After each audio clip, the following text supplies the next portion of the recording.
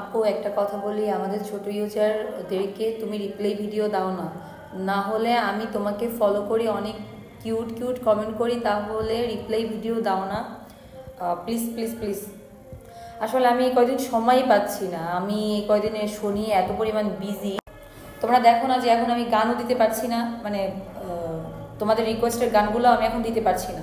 তো তোমাদের তো বোঝাও যে তোমরা তো কখনো কমেন্টসও করো না যে আপু হঠাৎ করে গান দেওয়া অফ কেন করে দিল, এত গান দিই এত কিছু করি, কখনো জিজ্ঞেস করেছো যে আপু কি হয়েছে, গান দিয়ে দিচ্ছ না কেন?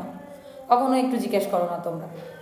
তো যাই হোক, আমি বলি আমি হচ্ছে খুবই ব্যস্ত, প্রোগ্রাম নিয়ে আছি, শ্যুট নিয়ে আছি, আজকে একটু ফ্রি ছিলাম, তো আজকে চলে আসলাম নিজের মতন একটু সময় কাটাতে। আমি সময় পাইলেই এখানে চলে আসি, এটা হচ্ছে আমাদের চিতলমারিতে।